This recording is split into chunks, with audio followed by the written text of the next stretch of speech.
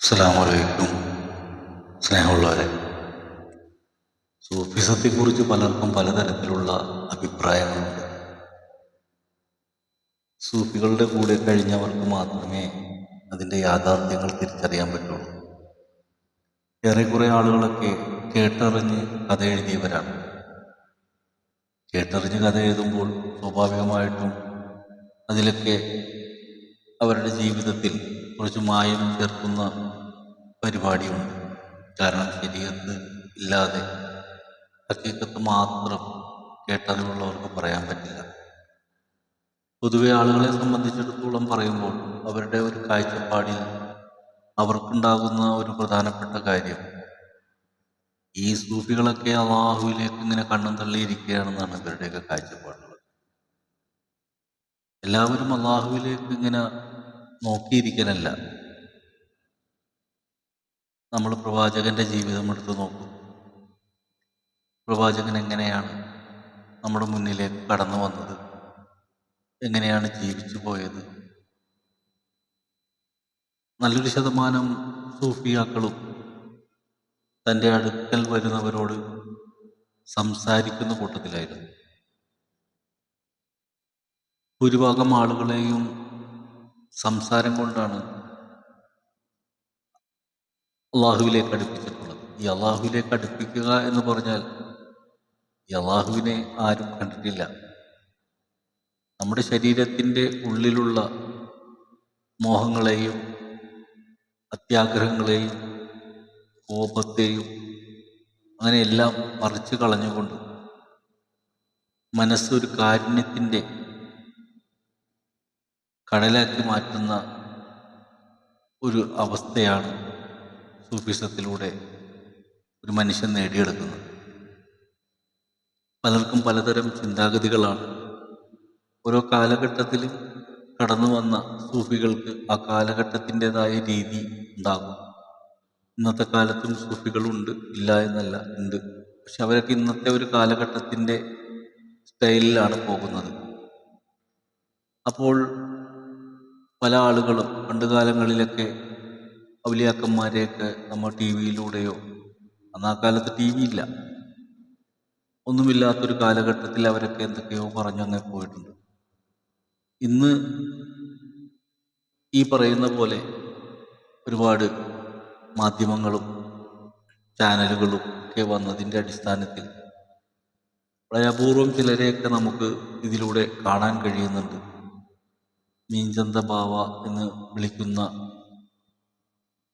ആ വ്യക്തി, അദ്ദേഹം ധാരാളം സംസാരിക്കുന്നുണ്ട് പല വിഷയങ്ങളെക്കുറിച്ചുമൊക്കെ. അവർക്ക് ഭ്രാന്താണെന്നും ഒക്കെ പറയാൻ കഴിയും. പക്ഷെ അവർ പറയുന്നത് കേട്ട് മനസ്സിലാക്കി എടുത്താൽ അവർ പറയുന്നതിൻ്റെ യാഥാർത്ഥ്യം നമുക്ക് ബോധ്യപ്പെടും. അതെല്ലാവർക്കും തിരിയണമെന്നില്ല. തിരിഞ്ഞു കിട്ടാൻ വലിയ പാടാണ്. ഞാൻ പറഞ്ഞു വന്ന വിഷയങ്ങളെല്ലാം ഞാൻ ഈ പറഞ്ഞ 5 മഹൽ വ്യക്തികളുമായിട്ടുള്ള ബന്ധത്തിലൂടെ മനസ്സിലാക്കിയെടുത്ത കാര്യങ്ങളാണ്. ഇവരൊക്കെ രോഗം മാറ്റാൻ വന്നവരോ പ്രശ്നം തീർക്കാൻ വന്നവരല്ല. അവർക്കുമുണ്ട് പ്രശ്നങ്ങൾ. അവരുടെ കുടുംബത്തിലും പ്രയാസങ്ങളും പ്രതിസന്ധികളും എല്ലാം ഉണ്ട്. എങ്കിലും അവരതല്ല, തന്നിലേക്ക് വരുന്നവനെ അവർക്ക് നല്ലത് പറഞ്ഞു കൊടുത്ത് മുന്നോട്ട് പോകാൻ ശ്രമിക്കുന്നവരാണ്. മനുഷ്യരെ നന്നാക്കാൻ ഇവിടെ ആരുമില്ല, നശിപ്പിക്കാൻ ഇവിടെ 100 ആളുകളുണ്ട്. നാശം പല രീതിയിലാണ്. ഓരോരുത്തരുടെ നേട്ടങ്ങൾക്ക് വേണ്ടിയിട്ട് ഓരോരുത്തരെ ചൂസ് ചെയ്യാറുണ്ട്. സുഫികളെ സംബന്ധിച്ചിടത്തോളം അവർ ആരെയും അന്വേഷിച്ച് പോകുന്നില്ല. അഥവാ അവരുടെ അരികിലേക്ക് ആരെങ്കിലും എത്തപ്പെട്ടാൽ അവരെ നന്മയിലേക്ക് കൊണ്ടുപോകാനായിട്ടുള്ള പരിശ്രമം അവർ നടത്തിക്കൊണ്ടിരിക്കും. അതിനുവേണ്ടി അവരുടെ ഉള്ളിൽ നിന്നും വരുന്ന ഓരോ വാക്കുകളും, അത് പുസ്തകത്തിൽ നോക്കിയോ ഗ്രന്ഥത്തിൽ നോക്കിയോ കിതാബിൻ്റെ അടിസ്ഥാനത്തിലോ ഒന്നുമല്ല, അവരുടെ ഉള്ളിൽ വരുന്ന വാക്കുകൾ കൊണ്ട് അവരവരെ ശുദ്ധീകരിക്കും. ചരിത്രം മുഴുവനും അങ്ങനെ തന്നെയാണ് ഉണ്ടായിട്ടുള്ളത്. ആ ശുദ്ധീകരണത്തിൻ്റെ പാഠപുസ്തകങ്ങളൊക്കെ പിന്നീട് ഉണ്ടായിട്ടുണ്ട്. ഓരോരുത്തരറിഞ്ഞ അനുഭവങ്ങളൊക്കെ എഴുതി വെച്ചതും അത് എഴുതി വെച്ചത് വായിച്ച് പഠിച്ചിട്ട് കാര്യമില്ല. അതൊരു വായന കൊണ്ട് അവസാനിപ്പിക്കുന്ന ഒരു വിഷയമാണ്. പക്ഷെ നമ്മൾ നന്നാകണം എന്ന് നമ്മൾ ആഗ്രഹിക്കുമ്പോൾ അവരുടെ അരികിലേക്ക് ചെല്ലുമ്പോൾ അവരിൽ നിന്നുണ്ടാകുന്ന അനുഭവങ്ങൾ ഓരോ വ്യക്തിക്കും പല രീതിയിലായിരിക്കും. എനിക്കുണ്ടാകുന്നതല്ല മറ്റൊരാൾക്കുണ്ടാകുന്നത്. വ്യത്യസ്തമായ അനുഭവങ്ങളിലൂടെ ആയിരിക്കും ഒരാൾ യാഥാർത്ഥ്യത്തിലേക്ക് എത്തപ്പെടുന്നത്. അതുകൊണ്ട് ചില ആളുകൾക്ക് ചില തെറ്റിദ്ധാരണകളുണ്ട്. ഇപ്പോൾ ഒരാൾ ഇതിൻ്റെ അകത്ത് കമൻ്റ് ഇട്ടിരുന്നു, സൂഫിസം എന്ന് പറഞ്ഞാൽ ഇങ്ങനെയൊന്നുമല്ല, അവർ എപ്പോഴും അള്ളാഹുവിനെ, അങ്ങനെ അള്ളാഹുവിനെ ഓർത്തിരിക്കലല്ല, അള്ളാഹുവിനെ മനസ്സിൽ കൊണ്ട് നടക്കലാണ്, ഓർത്തിരിക്കലല്ല. അങ്ങനെ എല്ലാത്തിൽ നിന്നും ഒഴിഞ്ഞു മാറിയിട്ട് ഇങ്ങനെ ഓർത്തിരുന്നിട്ട് എന്താ കാര്യം? അതല്ല, തൻ്റെ ഉള്ളിലേക്ക് വരുന്ന, കാരണം സ്ലേറ്റ് ഇല്ലാതെ, ഒരു എഴുതാൻ പുസ്തകമില്ലാതെ, ഒരു ചുവരില്ലാതെ നമുക്ക് ഒരു ചിത്രം പോലും വരക്കാൻ കഴിയില്ല. അപ്പോൾ ഇവിടെ ഒരാൾക്ക് ആത്മീയപരമായിട്ടുള്ള ഒരു അനുഭൂതി ഉണ്ടായാൽ, അല്ലെങ്കിൽ അനുഭവം ഉണ്ടായാൽ, ആ അനുഭവം ഉണ്ടാകുമ്പോൾ, ഒരു പൂവിൽ തേൻ ഉണ്ടാകുമ്പോൾ വണ്ട് വരുന്നത് പോലെ അള്ളാഹുവിനെ ഇഷ്ടപ്പെടുന്ന നല്ല ആളുകളൊക്കെ സൂഫിയുടെ അരികിലേക്ക് എത്തുമ്പോൾ അവരുടെ ഉള്ളിലുള്ള ആ മധുരം അവർക്ക് പകർന്നു കൊടുക്കും. ചിലർക്കത് കയ്പായിരിക്കും, ചിലർക്കത് മധുരവുമായിരിക്കും. ആ മധുരമുള്ള ആളുകൾ അത് ജീവിതത്തിൽ പകർത്തി പോകാൻ ശ്രമിക്കുന്ന ആളുകളുണ്ട്. ധാരാളം ആളുകൾ സൂഫിസത്തിൻ്റെ മേഖലയിലൂടെ സൂക്ഷ്മമായി ജീവിച്ചു പോകാൻ ആഗ്രഹിക്കുന്നവരാണ്. അവർക്ക് കോപമില്ല, ദേഷ്യമില്ല, വൈരാഗ്യമില്ല, പ്രതികാരമില്ല, അവർക്ക് മറ്റ് ദുർചിന്തകളില്ല.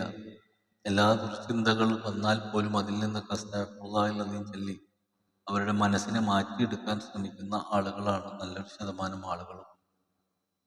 ഇന്ന് ഈ ലോകത്ത് ഏറ്റവും അധികം തെറ്റുകൾ തന്നെ വർദ്ധിച്ചുകൊണ്ടിരിക്കുന്നതിൻ്റെ കാര്യം ഇവിടെ നേരായ വഴി പറഞ്ഞു കൊടുക്കാൻ ആളുകളില്ല എന്നുള്ളതാണ് വാസ്തവം. വളരെ ചെറിയ കുട്ടികൾ വരെയും തെറ്റിലേക്ക് പോകുന്നതിൻ്റെ കാരണം ഒരു രക്ഷിതാവ് മകനോട് നീ അങ്ങനെ ചെയ്യല്ലേ എന്ന് പറഞ്ഞാൽ അവനത് വീണ്ടും പോയി ചെയ്യും. ഒരുപക്ഷെ അവൻ്റെ കൂട്ടുകാരൻ പറഞ്ഞാൽ അവൻ കേൾക്കും, വീട്ടുകാരൻ പറഞ്ഞാൽ കേൾക്കില്ല. അപ്പോൾ എല്ലാത്തിനേക്കാളും എല്ലാം അപ്പുറമാണ് ഒരു സൂഫിയുടെ വാക്ക്. അവരുടെ അരികിൽ വന്നാൽ ഏത് കൊള്ളില്ലാത്തവനും നന്നാകും. എൻ്റെ ഓർമ്മയിൽ ഒരു ഹിന്ദുവായ ഒരു പയ്യൻ, അവൻ ഡ്രഗ്സിന് അഡിക്റ്റാണ്. അവൻ വീടുമായിട്ടൊക്കെ വല്ലാത്തൊരു അസ്വസ്ഥതയിലാണ് കഴിഞ്ഞുകൊണ്ടിരിക്കുന്നത്. വീട്ടുകാർ വലിയ ദുഃഖത്തിലുമാണ്. അപ്പോൾ അങ്ങനെ പോകുന്ന അവൻ യാദൃശ്ചികമായിട്ട് തങ്ങളെ പരിചയപ്പെടുകയും തങ്ങളിൽ നിന്ന് കിട്ടിയ അനുഭൂതിയിലൂടെ അവൻ്റെ ജീവിതത്തിൽ മാറ്റങ്ങൾ സൃഷ്ടിക്കുകയും അങ്ങനെ പിന്നെ അവൻ നേരായ വഴിയിൽ ജീവിതം നയിക്കുകയും ഒക്കെ ചെയ്തു. പിന്നീട് ഞാൻ പലപ്പോഴും അവൻ്റെ സംസാരം കേട്ട് ഞെട്ടിയിട്ടുണ്ട്. കാരണം ഒരു ഹിന്ദുവായ അവൻ എത്രയോ മനോഹരമായി എല്ലാ വിഷയങ്ങളും സംസാരിക്കുന്നു. ഞങ്ങളൊക്കെ പലപ്പോഴും സംസാരിക്കാൻ വേണ്ടി മാത്രം സൗത്ത് റെയിൽവേ സ്റ്റേഷനിൽ നിന്ന് കായംകുളത്തേക്കുള്ള പാസഞ്ചർ ട്രെയിനിൽ കയറിയിട്ട് ഞങ്ങളിങ്ങനെ ചർച്ച ചെയ്തുകൊണ്ടിരിക്കും. അങ്ങനെ കായംകുളത്തെത്തിയതിന് ശേഷം അവിടുന്ന് ഭക്ഷണം കഴിച്ച് അതേ ട്രെയിനിൽ തന്നെ തിരിച്ചു കയറി സൗത്തിലും വന്നിറങ്ങും. കാരണം മറ്റൊരു ശല്യമില്ലാതെ സംസാരിക്കാൻ ഒരവസരം ഉണ്ടാക്കലാണ്. കാരണം ഈ ലോക്കൽ ട്രെയിനിൽ കയറിയാൽ അതിൽ വലിയ തിരക്കൊന്നും ഉണ്ടാവില്ല. അപ്പോൾ എവിടെയൊക്കെ ഇരുന്ന് നമുക്ക് ഈ വിഷയങ്ങളൊക്കെ സംസാരിക്കാൻ പറ്റും അവിടെ നിന്ന് സംസാരിക്കും. ആരെയും ഉപദ്രവിക്കലല്ല.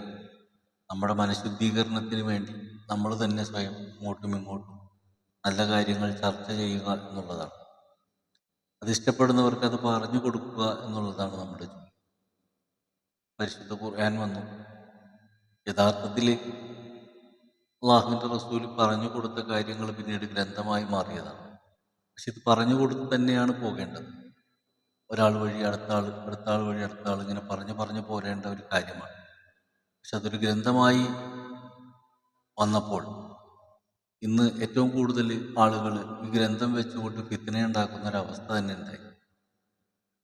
പരസ്പരം തർക്കിക്കുന്ന മുസ്ലിം സമുദായത്തെ നമുക്ക് കാണാം. ഒരു വിഭാഗം പറയുന്നത് ഞങ്ങൾ പറയുന്നതാണ് ശരി, മറ്റൊരു വിഭാഗം പറയുന്നു ഞങ്ങൾ പറയുന്നതാണ് ശരിയെന്ന് പറയുന്ന കുറേ ശരികൾ തന്നെ എല്ലാ വിഭാഗങ്ങളും തമ്മിൽ അങ്ങോട്ടും ഇങ്ങോട്ടുമൊക്കെ പറയാൻ കാരണം ഈ ഖുർആൻ എന്ന് പറയുന്ന ഒരു ബിരിയാണി ചെമ്പ് പോലെയാണ്. ചിലർ അതിലെ കശുവണ്ടി പറക്കും, ചിലർ അതിലെ മുന്തിരി എടുക്കും, ചിലർ അതിലെ കഷ്ണങ്ങൾ നല്ല പീസുകളൊക്കെ തപ്പിയെടുക്കുന്നു, ചിലർ അതിലെ ചോറ് മാത്രം എടുക്കുന്നു, ഇതെല്ലാം കൂടി ചേർത്തെടുക്കുന്നവരും ഉണ്ട്. അപ്പം എന്നതുപോലെ ഓരോ ആളുകളും ബിരിയാണി തിന്നിട്ട് അതിന് കശുവണ്ടിയുടെ ടേസ്റ്റാണ്, ഒരു വിഭാഗം പറയുന്നത് മുന്തിരിയുടെ ടേസ്റ്റാണ്, വേറൊരു വിഭാഗം ഇറച്ചിയുടെ ടേസ്റ്റാണ്, വേറൊരു വിഭാഗം അരിയുടെ ടേസ്റ്റ്, ഇങ്ങനെ പറയും. മൊത്തത്തിൽ തിന്നാലാണ് ഇത് മനസ്സിലാവണം. മൊത്തത്തിൽ തിന്ന ആൾക്കാർ, അതാണ് 6 കാര്യങ്ങൾ. ഈമാൻ കാര്യം, ഈ മനുഷ്യൻ്റെ ഈമാൻ പൂർത്തിയാകുന്നത് 6 കാര്യങ്ങൾ. കശുവണ്ടിയും മുന്തിരിയും ഇറച്ചിയും ചോറും ഒക്കെ കൂടി ചേർത്ത് തിന്നുമ്പോഴാണ് ഈമാൻ ശരിയാകുന്നത്. അപ്പം ഈ കശുവണ്ടി തിന്നുന്നവൻ പറയും അള്ള മാത്രമേ ഉള്ളൂ, അള്ളയല്ലാതെ വേറൊന്നുമില്ല എന്ന് പറയും. എല്ലാം കൂടി തിന്നവൻ പറയും അള്ളയുണ്ട്, എല്ലാം കൂടി തിന്നു കഴിഞ്ഞാലാണ് ഈ പറയുന്ന സത്യത്തിലേക്ക് എത്താൻ പറ്റുള്ളൂ. അപ്പോൾ ഇങ്ങനെ പലതരത്തിലും ചർച്ചകളൊക്കെ പലരും പല രീതിയിലൊക്കെ തർക്കങ്ങൾ നടത്തി അങ്ങനെ പോയിക്കൊണ്ടിരിപ്പുണ്ട്. എല്ലാത്തിൻ്റെയും പര്യവസാനം മനുഷ്യൻ്റെ മരണം, പിന്നെ മരണാനന്തര ജീവിതം, വിധിയും എല്ലാം അപ്പോഴാണ് നടക്കുന്നത്. ആരാണ് ശരി ആരാണ് തെറ്റെന്നൊക്കെ തീരുമാനിക്കപ്പെടുന്നത് അപ്പോഴാണ്. ഇവിടെ വെറുതെ തമ്മിൽ തല്ലിച്ചാവുകയാണ്. കുറേ ആൾക്കാർക്ക് ഈഗോ, ചില ആൾക്കാർക്ക് ഞാനാണ് ഏറ്റവും വലിയ പാണ്ഡിത്യമുള്ളവൻ, ചില ആൾക്കാർ അവരുടെ മഹത്വം പ്രകടിപ്പിക്കാൻ വേണ്ടി ഓരോരോ പ്രസ്ഥാനങ്ങൾ ഉണ്ടാക്കുന്നു. ഇതൊന്നുമല്ല അള്ളാഹുവിനാവശ്യം. അള്ളാഹുവിനാവശ്യം നന്മയുള്ള മനുഷ്യരെയാണ്. ആരിലാണോ കാരുണ്യമുള്ളത് അവൻ്റെ ഉള്ളിൽ ദൈവമുണ്ട്. അതാണ് മന്നറഫ നഫ്സുഹു ഫഖദ് അറഫ റബ്ബുഹു എന്ന് പറഞ്ഞത്. നമ്മൾ നമ്മളെ അന്വേഷിക്കാതെ നമ്മൾ വേറെ എന്തൊക്കെയോ അന്വേഷിക്കുകയാണ്. സ്വയം അന്വേഷിക്കാനുള്ളൊരു വഴി പറഞ്ഞു കൊടുക്കുന്ന ഒരു രീതിയാണ് അവർക്കുള്ളത്. നമ്മൾ നമ്മളിലേക്ക് നോക്കുമ്പോൾ നമുക്കൊരുപാട് ആഗ്രഹങ്ങൾ, മോഹങ്ങൾ, സ്വപ്നങ്ങൾ, കൊതികളൊക്കെ ഉണ്ട്. പക്ഷേ ഇവരുമായിട്ട് സമ്പർക്കം പുലർത്തുമ്പോൾ ഇതെല്ലാം മെല്ലെ മെല്ലെ മെല്ലെ കുറഞ്ഞ് നമ്മളൊക്കെ മരിക്കാനുള്ളവരാണ്. അതുകൊണ്ട് ജീവിതം എന്ന് പറയുന്നത് നാളെ ഉണർന്നാൽ ഉണ്ട്, ഇല്ലെങ്കിൽ ഇല്ല. അപ്പോൾ നമ്മൾ വലിയ വലിയ സ്വപ്നങ്ങളൊന്നും കാണില്ല. ഇന്നത്തെ ഒരു ദിവസം ഭംഗിയായി കടന്നു പോകാൻ ആഗ്രഹിക്കും. നാളെ നേരം പുലർന്നാൽ നാളെയും അത് ഭംഗിയാക്കി കൊണ്ടുപോകാൻ ശ്രമിക്കും. നമ്മളിൽ നിന്നൊരു തെറ്റ് വരാതെ, പ്രശ്നങ്ങളില്ലാതെ പോകാൻ ശ്രമിക്കുന്നത്. എങ്കിലും അബദ്ധങ്ങൾ പറ്റും, എങ്കിലും രാത്രി അതിനൊക്കെ തൗബ ചെയ്ത് മുന്നോട്ട് പോകുന്നവരാണ്. അങ്ങനെ പരിശ്രമം നടത്തിക്കൊണ്ട് പരിശീലിച്ചുകൊണ്ട് അവർ ആത്മശുദ്ധിയുള്ളവരായി മാറിത്തീരുന്നു. അതിന് സമയമെടുക്കും, പെട്ടെന്നൊന്നും നടക്കുന്ന കാര്യമല്ല. അപ്പം അങ്ങനെയൊക്കെ ധാരാളം സദസ്സുകളിലൊക്കെ ഇരുന്നു കൊണ്ട് നമ്മൾ നമ്മളെ ശരിയാക്കാൻ പെടാപ്പാടുപെടുകയാണ്. ആ പെടാപ്പാട് പെടാനുള്ള ഒരു മനസ്സ് നമുക്കുണ്ടായിരിക്കും. നമ്മൾ ശീലിച്ച ശീലങ്ങളുമായി ഇവരുടെ അരികിൽ വരുമ്പോൾ ആ ശീലങ്ങളെയൊക്കെ അവർ പറിച്ചു കളയുമ്പോൾ നമ്മളിവിടെ ഇങ്ങനെ ഇരിക്കുമ്പോൾ നമ്മുടെ കഴിഞ്ഞുപോയ സുഖങ്ങൾ ഓർത്തിട്ട് കുറച്ചും കൂടി ബെറ്റർ അതായിരുന്നു അല്ലേ, അതെല്ലാം താൽക്കാലികമാണ്. നമ്മൾ ഏത് സുഖം ആസ്വദിച്ചാലും അത് താൽക്കാലികമാണ്. ഉറക്കം എത്ര നേരം ഉറങ്ങും, ആഹാരം നമുക്ക് ഒരു നിമിഷം എത്ര നേരം കഴിക്കാൻ പറ്റും, നമുക്കിഷ്ടപ്പെട്ടൊരു സാധനം വാങ്ങിച്ചാൽ വാങ്ങിച്ചു കഴിഞ്ഞതോടുകൂടി ആ ഇഷ്ടം കഴിഞ്ഞു. അങ്ങനെ എന്തു തന്നെ ആയാലും അതൊക്കെ താൽക്കാലികമാണ്.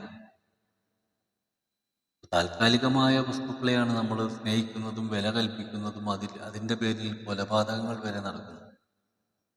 പക്ഷെ നമ്മളൊക്കെ നാളെ നേരം വെളുക്കുമ്പോൾ ഉണ്ടാകുന്നു. ഈ ഒരു ബോധത്തോടുകൂടി ജീവിക്കുന്നവനിക്ക് പ്രശ്നങ്ങളില്ല. ഈ ഒരു ബോധം ഉണ്ടാക്കിയെടുക്കാൻ വലിയ പാടുമാണ്. അത്തരം ബോധം ഉണ്ടാക്കി കൊടുക്കുന്ന സൂഫികളെ കണ്ടെത്തി അവരരികിലെത്തി മറ്റുള്ള ചിന്തകളെല്ലാം നമ്മൾ കളഞ്ഞ് അവരോടൊപ്പം ലയിച്ചു ചേരാൻ തയ്യാറാകുമ്പോൾ നമ്മുടെ ഉള്ളിൽ ആ റബ്ബിനെ നമുക്ക് തിരിച്ചറിയാൻ കഴിയും. നമ്മുടെ ഉള്ളിൽ ബിസ്മില്ലാഹിർ റഹ്മാനിർ റഹീം, പരമകാരുണ്യവാനും കരുണാനിധിയുമായ അല്ലാഹു നമ്മിലുണ്ടെന്ന് നമുക്ക് തന്നെ മനസ്സിലാവും. അപ്പോൾ നമ്മൾ നോക്കുന്ന നോട്ടം, നമ്മൾ പറയുന്ന വാക്കുകളൊന്നും വേസ്റ്റാകില്ല. വലിയ വലിയ വിഷയങ്ങളാണ് ഇതൊക്കെ. അനുഭവങ്ങളിലൂടെ മാത്രമേ കഥ പറഞ്ഞ് മനസ്സിലാക്കാൻ പറ്റുന്നതല്ല. അതിനൊരു സൂഫിയുടെ കൂടെ യാത്ര ചെയ്യേണ്ടി വരും. ആ യാത്രയിലൂടെ നമുക്ക് മനസ്സിലാവും.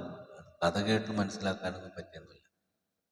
യാത്ര ചെയ്യാനുള്ള മനസ്സുണ്ടാക്കിയെടുക്കുകയും ഇത്തരം സൂഫികൾ എവിടെയെങ്കിലും ഉണ്ടോ എന്ന് അന്വേഷിക്കുകയും അത് ആഗ്രഹിക്കുന്നവരവരുടെ അരികിൽ ചെല്ലുക. ചെല്ലുന്നവരെപ്പോഴും ചിന്തിക്കേണ്ട ഒരു കാര്യം, നമ്മുടെ ജീവിതം വെറും താൽക്കാലികമാണെന്നും ഇന്നത്തെ ഒരു ദിവസമാണ് ഏറ്റവും പ്രധാനപ്പെട്ടത്. ആ നിമിഷങ്ങൾ നന്മയോടുകൂടി കഴിയാൻ ശ്രമിക്കുക എന്നുള്ളതാണ്. അതിനു വേണ്ടിയുള്ള മനസ്സുള്ളവർ അവിടെ ചെല്ലുക. അല്ലാത്തവർ ഓടി അവിടെ ചെന്ന് കഴിഞ്ഞിട്ട് തൻ്റെ നേട്ടങ്ങൾക്ക് വേണ്ടി ഓടി ചെല്ലരുത് സൂഫിയുടെ അരികിൽ. അതെപ്പോഴും ശ്രദ്ധിക്കുക. നേട്ടങ്ങളൊക്കെ താൽക്കാലികമാണ്. എന്ത് നേടിയാലും അതൊക്കെ ഇവിടെ ഉപേക്ഷിച്ച് പോകാനുള്ളതാണ്. സിനിമാ നടന്മാരെടുത്ത് നോക്കിയാലും സംവിധായകരെടുത്ത് നോക്കിയാലും ഒരു കാലത്ത് ആഗ്രഹിച്ചവരൊക്കെ, നമ്മുടെ ഡയറക്ടർ സിദ്ദീഖ്, അദ്ദേഹം ധാരാളം നല്ല സിനിമകളൊക്കെ ചെയ്തു. ഒരു വളർന്നു വന്ന ജീവിതം, വളരെ പ്രയാസങ്ങൾ നിറഞ്ഞ ജീവിതത്തിലൂടെ കടന്നു വന്ന് ഒരു വലിയ നിലയിലൊക്കെ എത്തി. വലിയ ഡയറക്ടർ എന്നുള്ള പേര് സമ്പാദിച്ചു. ഒരുപാട് വലിയ വലിയ താരങ്ങളെ അവർ വെച്ച് പടം ചെയ്തു. അവരത്യാവശ്യം നല്ല വാഹനങ്ങളും ജീവിത സൗകര്യങ്ങളൊക്കെ ആയെങ്കിലും അവരുടെ ശരീരത്തിൽ പിടികൂടിയ ഒരു രോഗം കൊണ്ട് അവർ ഈ ഭൂമിയിൽ നിന്ന് മറഞ്ഞുപോയി. ഇനി എന്ത് ചെയ്യാൻ കഴിയും?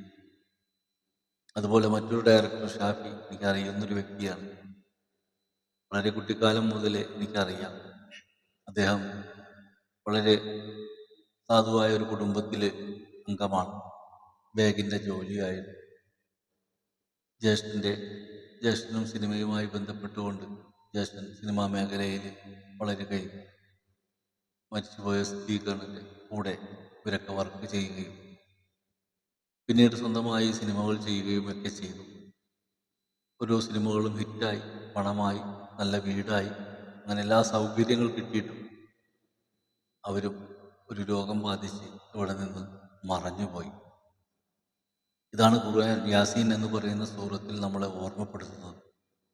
നമ്മൾ എന്തെല്ലാം കാര്യത്തിന് വേണ്ടി തർക്കം നടത്തിയാലും അവൻ വിളിക്കുമ്പോൾ നമ്മൾ അതെല്ലാം പാതി വഴിയിലിട്ട് തിരിച്ചു പോകേണ്ടവരാണ്.